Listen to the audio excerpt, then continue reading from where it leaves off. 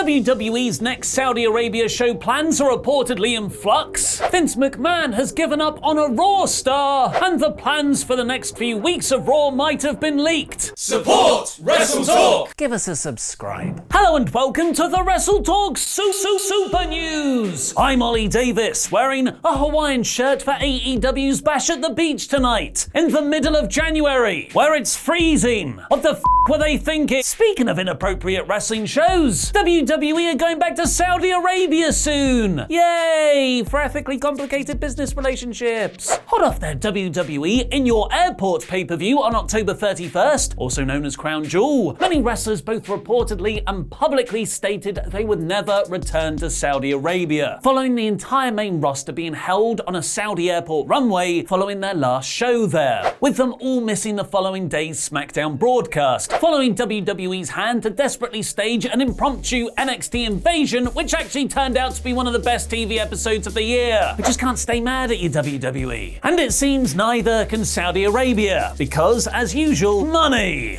In the confusion that followed Crown Jewel, it was reported the Saudi government actually owed WWE hundreds of millions of dollars for the 2019 shows so far, which was supported by WWE's own earnings report earlier that week, missing a Saudi-sized chunk of money. And some even claimed that the Crown Prince Mohammed bin Salman held WWE wrestlers and staff hostage for several hours on the airport runway out of spite. WWE later revealed the whole situation was because of mechanical issues with the plane, but that didn't stop the wrestlers themselves feeling like they've been used as, and I quote, pawns in a dick-waving contest. That's not bad for Raw's next random main event stipulation. But when there's so much money on the table, things usually have a way of working themselves out. WWE, you see, is only 2 years into its 10-year deal with Saudi Arabia, where the country would host 2 pay-per-view propaganda events a year. And going by new reports, they're keen to do the next one as soon as possible. Whereas 2019's Super Showdown event happened on June 7th, it seems this year's paid-off per-view will fill the gap between January 26th Royal Rumble and March 8th's Elimination Chamber on the road to WrestleMania. The problem is, with the event likely only a month away, WWE apparently don't know when exactly it'll be. The very reliable WrestleVotes on Twitter first reported on Saturday, WWE is set to have an international pay-per-view on Thursday, February 20th. No location has been confirmed at this time, according to a source. PW Insider then corroborated this the following day, saying the event will actually be a Saudi show, and that an official announcement will be made about it shortly, which WrestleVotes then called PW Insider out on Twitter for being late with their reporting. Wrestling media shade! But just a few days later, PW Insider is now reporting that not only has the date been changed, but also what will actually happen on the show is still up in the air, writing, WWE sources have since indicated to PWInsider.com that preliminary date has been moved to the following week, Thursday the 27th of February. We are told that Krearev for the event has not been locked in. Not Krearev! So what could be happening here? And why has WWE still not worked out what it's doing for a major international event next month, which requires a lot of logistical planning, like booking flights that actually take off, especially with an episode of SmackDown on Fox airing the following night.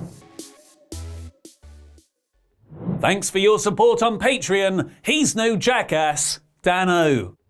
The currently speculated reason why WWE haven't settled on either a date or plans for the February Saudi show is because how the Middle East isn't having the best time right now. This isn't a real-life news show, so I won't do a full recap, but just in case you haven't heard about all the global political tensions, it's all fun. This is the theory put forward by the Wrestling Observer, along with all the controversy around the last Saudi show, as why WWE are keeping their plans low-key. Dave Meltzer has also added he's been told the 27th date, which makes more logistical sense, as getting back for the SmackDown show on the 28th in Boston is easier to fly back to in time than a trip described as impossible for the 21st episode in Arizona. Ethical issues aside, the Krearev problem is that the Saudis expect a WrestleMania caliber show. They're paying $40 million for it, which WWE have to put on just 5 weeks before WrestleMania itself. And while WWE has negotiation room in the relationship, Meltzer points out when the Saudis want that show, they get that show, forcing WWE to put it on in the road to WrestleMania, even though that will likely undermine WrestleMania itself. But going by reports and interviews, Korerev might have something for you, and his name is Tyson Fury. One of the biggest draws of October's crown jewel, not only from a mainstream media perspective, but also for the Crown Prince himself, wasn't the first ever women's match with Natalya and Lacey Evans, or with The Fiend finally winning the Universal title from Seth Rollins, but from heavyweight boxer Tyson Fury. Saudi Arabia has a larger strategy of putting on large-scale sporting and pop culture events from the West in an effort to improve its reputation amongst the rest of the world. It's a PR practice called sports washing, and as they have some of the planet's richest oil reserves, they've got a lot of money to do so. First, we had Fury's debut wrestling match winning against Braun Strowman on October's crown jewel, and then the country staged the Clash on the Dunes between Anthony Joshua and Andy Ruiz, which was the first heavyweight boxing title match in the Middle East back in December. And now WWE and the Crown Prince are potentially holding off until they can confirm Fury again for the show. All aboard the non-stop express service to the speculation station! Fury massively endeared himself to the Saudi Prince in his crown jewel match, coming out dressed in their local attire and getting over as a babyface. WWE's original plans had the next Saudi show on Thursday, the 20th of February, but Fury has his next big fight just 2 days later against Deontay Wilder on the 22nd of February, completely ruling Tyson out of a WWE appearance. While just postponing the event until the following Thursday is still very tight, not really giving any time for Fury to rehearse a match, WWE have put on much more with much less in the past, and the publicity momentum will be at its highest following Fury versus Wilder. It's a situation that WWE are reportedly closely monitoring, as WrestleVotes tweeted. Lots of speculation regarding Tyson Fury and WrestleMania. Source said his fight at the MGM Grand versus Deontay Wilder on February 22nd is crucial to him appearing in Tampa. If Wilder wins, Vince isn't throwing money at a guy who just lost on pay-per-view, so to a degree, the ball is in Fury's court. Wins and losses don't matter. A sentiment that Triple H pretty much confirmed in an interview with the UK Metro yesterday. I think the door's open on our side and the door's open on his side, but there's a lot of things in between now and then. That fight against Deontay Wilder on February 22nd will be huge to him as to what his next steps are in all of this. So we're open to that stuff, but it needs to be right for everybody. Could WWE and Saudi Arabia possibly be going back and forth on dates and Korerev to accommodate a Fury appearance again? And what do you think about the whole Saudi WWE situation and the show being put on so close to WrestleMania? Let me know in the comments, because I'll be answering from out of nowhere. Well, we can also talk about Vince McMahon just giving up on Raw wrestlers. This time last year, the main roster was full of EC3 potential. He never fully meshed with the in-ring focused product of NXT, but his look and great promo skills always seemed a better fit with the main roster. He could talk, had all the muscles, and was just the right shade of orange to get Vince McMahon's oily big men fetish going. But after a month of on their way to WWE vignettes, where we saw EC3 put his watch on a kitchen counter several times a week, his push was stopped dead when he had the audacity to be booked in a feud against Dean Ambrose. The crowd at that time knew Ambrose had handed in his notice to WWE, and they didn't want him to just be jobbed out for the next few months on his way out. EC3 was the man put in this awkward position, where he beat Dean Ambrose in just 2 minutes 40 seconds on the 4th of February episode of Raw. The crowd booed him and continued to do so on the 3 following live event victories he got over Ambrose that week. By the next Monday's Raw, Ambrose was booked to beat EC3 in under 4 minutes, and EC3's push has never recovered. Vince McMahon blamed him for not getting over, which Ambrose himself revealed in his Tell All podcast interview with Chris Jericho. And now, according to Wrestling Observer Radio, that wasn't the only EC3 push that's been halted by the boss. EC3 was paired with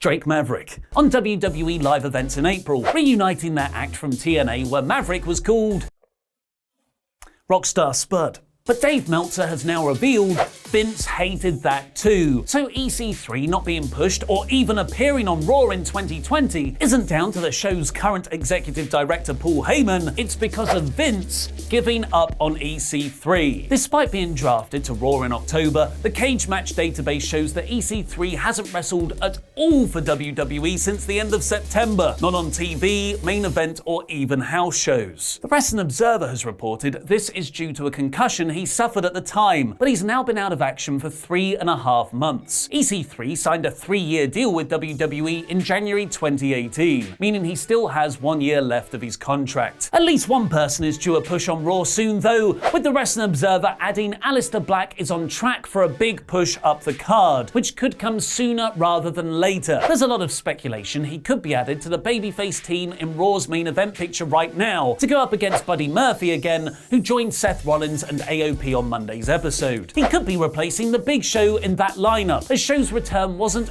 originally planned for Raw, and WWE convinced him to come back for a short run as a favor to them. Rey Mysterio was initially meant to be in the babyface stable, but his feud with Andrade has been extended to draw ratings, which is the reason behind WWE putting on more hardcore stipulation matches like this week's fist fight and next Monday's US title ladder match between Mysterio and Andrade. Do you want to know mine and Luke's thoughts on all the big talking points from this week's Raw, but don't have the time to watch our full hour-long videocast review of the show? Well, don't worry, because WrestleTalk fan and WrestleSketch co-creator Vinny Shui has got you covered. We've given Vinny our blessing to launch a whole YouTube channel devoted to the best clips from WrestleTalk, so please support WrestleTalk Clips and give them a subscribe by clicking the link in the video description below, where it's not just highlights from our live streams, but also a 10-hour version of the Moustache Break. We're sorry, not sorry. So subscribe to WrestleTalk Clips' YouTube channel right now by clicking the button there and watch one of my favourite bits from last year where we all laugh about masturbation for 5 minutes on our Christmas special. I've been Ollie Davis and I'm having a big one. Yeah.